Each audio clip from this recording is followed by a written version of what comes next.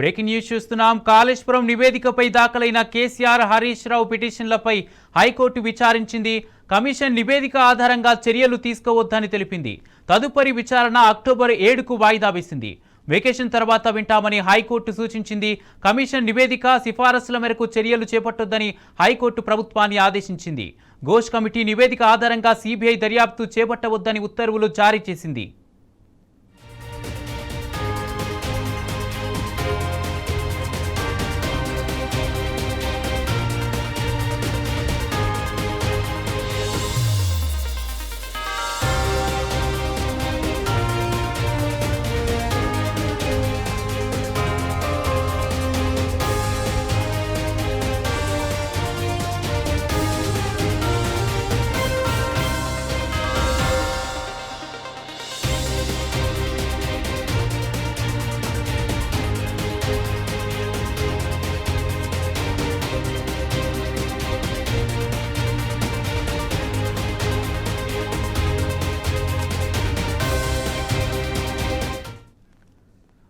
Breaking news చూస్తున్నాం. కాళేశ్వరం నివేదికపై దాఖలైన KCR Harish Rao పిటిషన్లపై high court విచారించింది.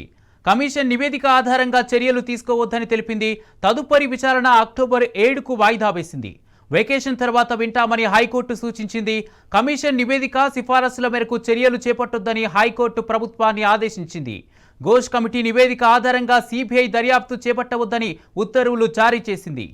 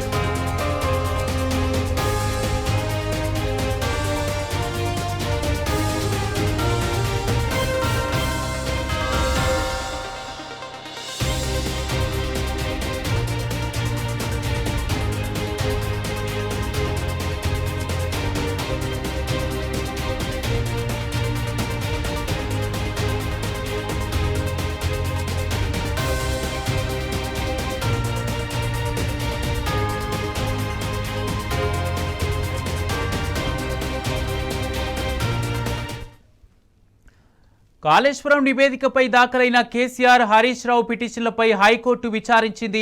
Commission నివేదిక ఆధారంగా చర్యలు తీసుకోవద్దని తెలిపింది. తదుపరి విచారణ అక్టోబర్ 7కు వాయిదా వేసింది. వెకేషన్ తర్వాత వింటామని హైకోర్టు సూచించింది. కమిషన్ నివేదిక సిఫారసుల మేరకు చర్యలు చేపట్టొద్దని హైకోర్టు ప్రభుత్వాన్ని ఆదేశించింది. ఘోష్ కమిటీ నివేదిక ఆధారంగా సిబిఐ దర్యాప్తు చేపట్టవద్దని ఉత్తర్వులు జారీ చేసింది.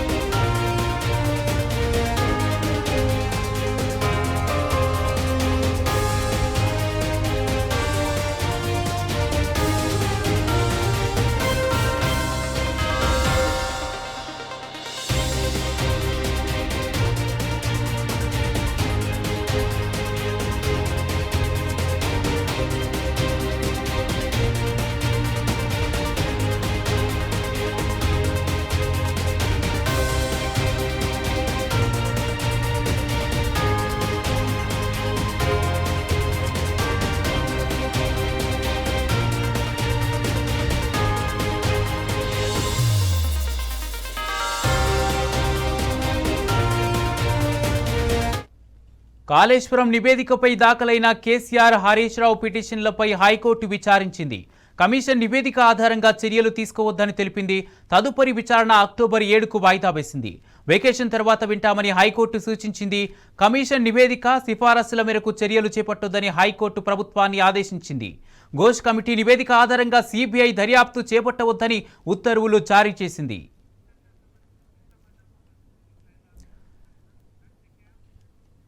ఇదే అంశానికి సంబంధించి పూర్తి అప్డేట్స్ మా ప్రతినిధి లిబిల్ లైట్ ఫర్ అందిస్తారు. లిబిల్, కాళేశ్వరం నివేదికపై దాఖలైన కేసీఆర్, హరీష్ రావు పిటిషన్లపై హైకోర్టు విచారించినట్టుగా తెలుస్తుంది. పూర్తి అప్డేట్స్ ఏంటి? కొద్దిసేపటి క్రితమే హైకోర్టులో ఏదైతే సిబిఐ ఎంక్వైరీ విచారణకు సంబంధించిన కాళేశ్వరం కమిషన్ రిపోర్ట్ ఆధారంగా హైకోర్టులో పిటిషన్ దాఖలు చేశారు బీఆర్ఎస్ అధినేత కేసీఆర్, మాజీ మంత్రి ఎమ్మెల్యే హరీష్ రావు. ఈ నేపథ్యంలో విచారణ ప్రారంభించిన కొద్దిసేపటి క్రితమే ఎలాంటి చర్యలు తీసుకోవద్దు, తదుపరి విచారణ వరకు అని చెప్పేసి కూడా ఆదేశాలు జారీ చేసింది. అయితే మనతో మాట్లాడడానికి senior advocate, BRS party legal cell in charge, party general secretary Soma Bharat ఉన్నారు. సార్ చెప్పండి, ఇవాళ ఈ తీర్పు ఎట్లా చూడొచ్చు సార్? అంటే పీసీ ఘోష్ కమిషన్ ఏదైతే ఉందో ఆ కమిషన్ నివేదిక విచారణ కానీ నివేదిక కానీ పద్ధతి ప్రకారం జరగలేదు.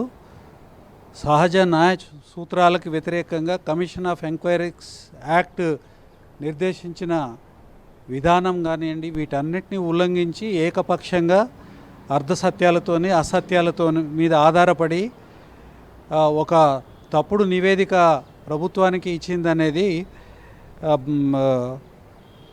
బీఆర్ఎస్ పార్టీ గత 3 రోజులుగా దాని మీద ఆక్షేపణ తెలియజేయడం అనేది జరిగింది.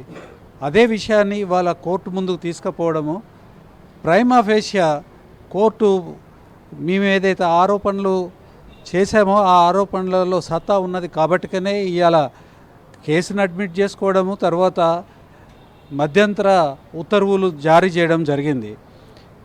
కోర్టు ఏమన్నది, ఈ పీసీ ఘోష్ కమిషన్ నివేదిక ఆధారంగా ఏ చర్యలు కూడా తీసుకోవడానికి వీల్లేదని చెప్పి ఇవాళ ఇంటరీమ్ ఆర్డర్స్ ఇచ్చినది. న్యాయం గెలుస్తుంది, తప్పనిసరిగా న్యాయం గెలుస్తుంది. కోర్టుల మీద మాకు నమ్మకం ఉన్నది.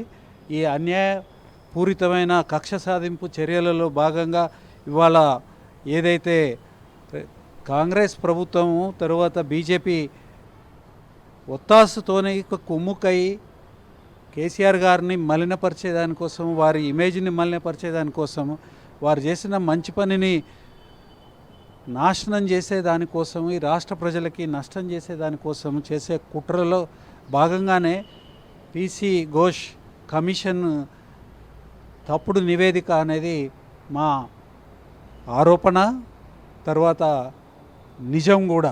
ఎందుకంటే వాస్తవాలను పరిశీలిస్తే ఎంత దారుణాతి దారుణంగా, ఎంత పద్ధతి లేని పద్ధతులలో ఈ ఘోష్ కమిషన్ నడవడిక కానివ్వండి, తర్వాత దాని నివేదిక కానివ్వండి, పూర్తిగా ఇల్లీగల్, పూర్తిగా అది అసంబద్ధమైనది, తర్వాత చట్ట వ్యతిరేకంగా పని చేయడం జరిగింది. దాన్ని ఇవాళ ఛాలెంజ్ చేస్తుంది. కోర్టు ముందు ఆ కేసు ఉన్నది. తర్వాత ఇంటరీమ్ ఆర్డర్స్ వచ్చినాయి. అక్టోబర్ 7వ తారీఖు దాకా ఏ రకమైన చర్యలు తీసుకోవద్దని ఖచ్చితమైన ఆదేశాలు ఉన్నాయి. అది సిబిఐ ఎంక్వైరీ కూడా జరిపేదానికి వీల్లేని పద్ధతుల్లో ఇవాళ ఖచ్చితమైన ఆర్డర్స్ ఇచ్చినారు. అయితే ప్రధానంగా ప్రభుత్వం సిబిఐ ఎంక్వైరీ చేసుకోవచ్చు. సిబిఐ ఎంక్వైరీకి ఇవాళ మేము స్టేట్లో డోర్స్ ఓపెన్ చేస్తున్నాం. ఈ కాళేశ్వరం నివేదిక కమిషన్ సంబంధించి మాత్రమే ఇవాళ విచారణ చేయొచ్చు, మిగతా వాటికి సంబంధం లేదని చెప్పేసి నిన్న సీఎం చిట్చాట్లు చెప్పిండు. దాన్ని ఎలా వచ్చారు? సీఎం ఏదైనా చెప్పుకోవచ్చు, ఉద్దేశపూర్వకంగా కావాలని ఆయన మొదటే చెప్పినాడు. కేసీఆర్ గారు చేసిన ఏ మంచి పనులైనా సరే వాటిని రూపుమాపే దానికోసం వాటిని తెలంగాణ ప్రజల స్మృతి పదంలో నుంచి తీసేస్తానని అన్నాడు.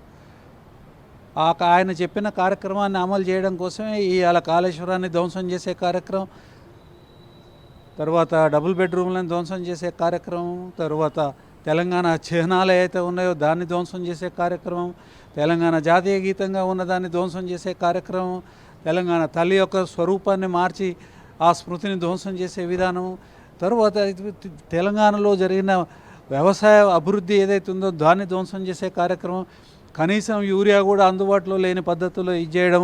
ఇవాళ చెరువులు తెగిపోతూ ఉన్నాయి. గత 10 సంవత్సరాలలో ఎన్నడూ తెగని చెరువులు ఇవాళ కట్టలు తెగి మొత్తం నగరాలని గ్రామాలను ముంచెత్తుతూ ఉన్నాయి, సర్వనాశనం చేస్తూ ఉన్నాయి కదా.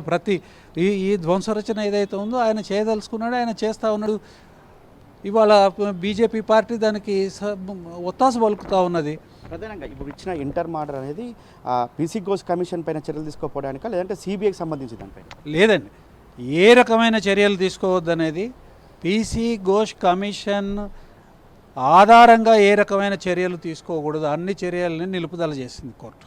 భవిష్యత్తులో ఒకవేళ నెక్స్ట్ అక్టోబర్ 7th విచారణ వాయిదా వేశారు. విచారణ సందర్భంగా పీసీ ఘోష్ కమిషన్ రిపోర్టుకు సంబంధించి మీరు అనేక సందర్భాల్లో కూడా అది ట్రాష్ అదంతా కూడా ఉత్త పీసీసీ రిపోర్టే తప్ప పీసీ ఘోష్ రిపోర్ట్ కాదని చెప్తారు. అది నిజమయ్యే అవకాశం ఉంది?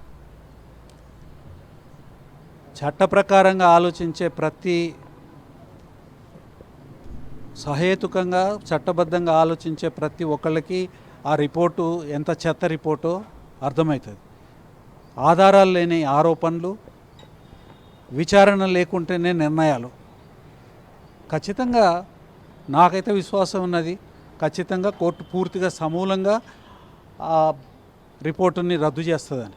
చివరగా ఇవాళ ఏదైతే రాహుల్ గాంధీ రాజ్యాంగాన్ని చేతపట్టుకొని ఇది సిబిఐ ఈడీలు బీజేపీ జేబు సమస్యలు అని చెప్పేసి కాంగ్రెస్ అగ్రనాయకుడు చెప్తే అదే కాంగ్రెస్ రాష్ట్ర ముఖ్యమంత్రి ఇవాళ రేవంత్ రెడ్డి సిబిఐ విచారణకు ఆదేశించడం పట్ల ఎట్లా చూడవచ్చు?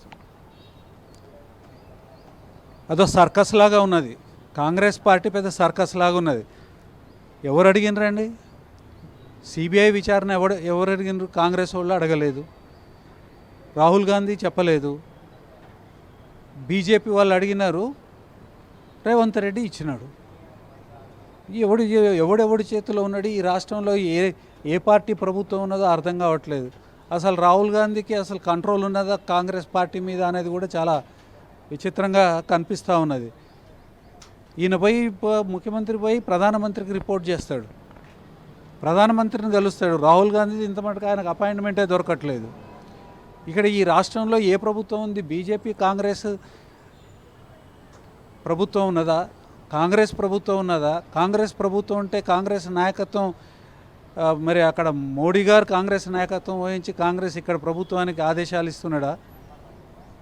చాలా విచిత్రమైన పరిస్థితి. చర్చ లేదు, డిమాండ్ లేదు. సిబిఐకి ఎందుకు ఇచ్చినారు? సిబిఐకి ఎందుకు ఇచ్చినారంటే ఇది కుట్ర ఫలితము. నేను సిబిఐకి పెడతాను, నువ్వు ఆడుకో, నువ్వు బెదిరించు, మీకు అది ఒక అలవాటు అయిపోయింది కదా. రాజకీయ వ్యవస్థల్ని, దర్యాప్తు సంస్థల్ని అడ్డమేసేసేసి బెదిరించి తర్వాత జైళ్ళకు పంపించి ఒక డ్రామా చేస్తుంది కదా బీజేపీ. అంటే ఇప్పుడు బీజేపీ తర్వాత కాంగ్రెస్ కుమ్ముకయ్యి బీఆర్ఎస్ పార్టీని తర్వాత కేసీఆర్ గారిని ఇబ్బందుల పాలు చేయాలనేది, వీలైతే చంపేయాలని ఈ రాష్ట్రాన్ని సాధించి, రాష్ట్రాన్ని డెవలప్ చేసి, బ్రహ్మాండమైన అభివృద్ధిని సాధించి, తక్కువ సమయంలో అన్ని సాధించి అగ్రగామి రాష్ట్రాలలో మొదటి దానిలాగా నిలబెట్టిన దానికి ఇవాళ కేసీఆర్ గారిని శిక్షించే కార్యక్రమం పెట్టుకున్నారు వీళ్ళు. వాళ్ళకి చేతగాంది కేసీఆర్ గారు అద్భుతంగా చేసి చూపించినారు కాబట్టి ఇవాళ కక్ష సాధింపు చర్యలు చేస్తూ ఉన్నారు. ఎవరెవరు? మోడీ గారు, రేవంత్ రెడ్డి గారు కలిపి కనిపిస్తూ ఉంది స్పష్టంగా. దాచుకుందామన్నా దాచుకునేటట్టుగా లేదు, ఓపెన్గా చేస్తూ ఉన్నారు. ఇవాళ ఏదేమైనప్పటికీ ఇవాళ కొద్దిసేపు క్రితమే విచారణ జరిగింది. ఆ బీఆర్ఎస్ పార్టీ ఏదైతే అధినేత కేసీఆర్ తరపున కావచ్చు, మాజీ మంత్రి ఎమ్మెల్యే హరీష్ రావు తరపున ఆర్యమా సుందరం ఆ వాదన వినిపించారు. ఈ నేపథ్యంలోనే ఇటు సిబిఐ ఎంక్వైరీ కావచ్చు, పీసీ ఘోష్ కమిషన్ రిపోర్ట్ పైన ఎలాంటి చర్యలు తీసుకోవద్దు, తదుపరి విచారణ చేసే వరకు అని చెప్పేసి కూడా హైకోర్టు ఆదేశాలు జారీ చేసిన నేపథ్యంలో ఇవాళ ఖచ్చితంగా ఇది ఒక ప్రభుత్వానికి చెంపపెట్టుగానే చెప్పుకోవచ్చు. Kumar, right, thank you లిబిల్.